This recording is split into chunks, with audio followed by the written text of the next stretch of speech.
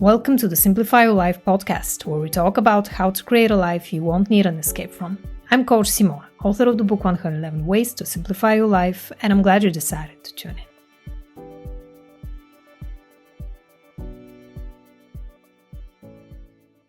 In today's podcast episode, we're going to talk about the anxious attachment style in relationships, and I'm going to share with you the most common symptoms and signs of being anxiously attached, how people with anxious attachment style act in the dating scene, and the road to healing and becoming more secure. Now let's start with a brief recap of the 4 attachment styles in relationships. The first one is secure attachment, and there are 3 types of insecure attachment: anxious, avoidant, and disorganized, also known as fearful avoidant. I've put together a free YouTube playlist with all the episodes on attachment theory, so you can catch up on the series at youtube.com/CoachSimona. Now let's go back to the anxious attachment style. What does it mean and where does it come from? Anxiously attached people often feel worried about their relationship. They might be prone to feeling jealous or nervous around their partner. They need a lot of affection and validation. They struggle to be alone and prefer to spend all their time and energy on their partner. Anxious attachment style is often formed in early childhood, when the parents or caretakers are inconsistent, unpredictable, or unreliable. If you've grown up in a turbulent environment and you couldn't predict whether or not your caretakers would be there for you, you might have developed a fear of abandonment. Now as an adult, feel like you need to morph yourself into whatever your partner in the relationship needs you to be to feel loved.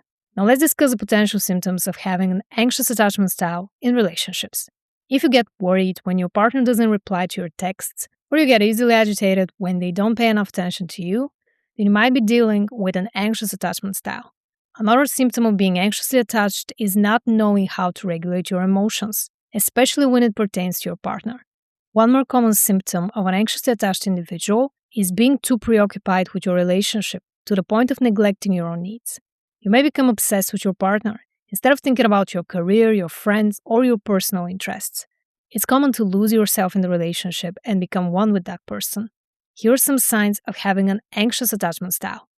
If you never feel like you've had enough time with your partner, if you're constantly in the middle of a relationship drama, if no matter what your partner does, you never feel like you can fully trust them to stay with you, then that might be a sign that you're anxiously attached. Now, before we move on to my next point, I want to invite you to my free masterclass, 3 Confidence Secrets Every Woman Needs to Know. If you want to register now, just click the link in the description box below or head over to coachsimona.com/masterclass. So far, we've talked about the potential symptoms and signs of having an anxious attachment style. Now let's talk about how people who are anxiously attached usually act like in relationships.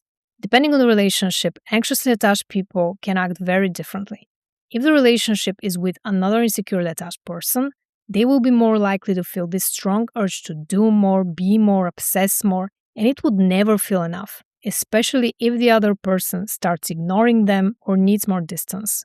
Now, if the relationship is with a secure person and the respect is mutual, the anxious person may act more stable because they wouldn't feel as threatened and insecure as they would with an avoidantly attached or disorganized individual. Being in a relationship with a secure person has the potential to help an anxiously attached person feel more secure in themselves, less stressed out and preoccupied in the relationship, and it could generally influence them to work on their insecurities on their own. Now let's get into the healing part. How can an anxious person become more secure? The short answer is work on their abandonment issues. But since it's a very long process that could take months and sometimes even years, let me give you the first step you can take in this direction. Learn to communicate your needs effectively. What do I mean by this? When you feel sad or lonely, instead of lashing out at the other person or scheming how to get their attention, you can choose to openly communicate your feelings without being overly dramatic or theatrical. Pay attention to your body language. Are you being too emotional in this situation? Can you take a few deep breaths and slow down before addressing the issue? Here's an example of communicating your needs effectively, regardless of the type of partner you have. You can say something like, "Hey, I feel sad today. Is now a good time to talk?" If they say no, respect their boundaries. Check in with them. Don't blast them with emotional baggage. Communicate your needs and give them space to listen when they feel comfortable doing so. One more thing you can work on to heal your anxious attachment style is becoming more self-sufficient. The only way to be a securely attached individual is to feel okay on your own. and learn how to focus on your emotional needs. Pay attention to your needs, but instead of seeking the attention and validation of your partner, resist the temptation and try to meet them yourself. What you can also do to speed up the process when it comes to healing is to have a different approach when it comes to relationships. The purpose of a healthy relationship is not to make you complete. It's not to become one with the other person. A healthy relationship looks like two mature individuals choosing to be together.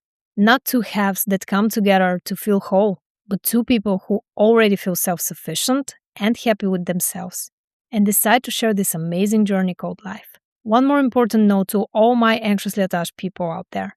I used to be anxiously attached, so I know how hard it can be to face the void inside. To admit that being ghosted or dumped by someone feels worse than any other possible feeling. I know how easy it can be to fall into the trap of being with someone just to avoid being alone. But that is not the way to heal. The only way to truly heal your anxious attachment is to realize that no one's gonna be your other half because you're already whole. No matter who comes and goes in your life, there is one person you can rely on to be there for you, and that is yourself. Then, and only then, you will be ready for a healthy, loving, amazing relationship with someone else. One you won't need to be in, but one you will deliberately choose. Thanks so much for tuning in. If you enjoyed this podcast episode, please like, subscribe, and I'll see you in the next one.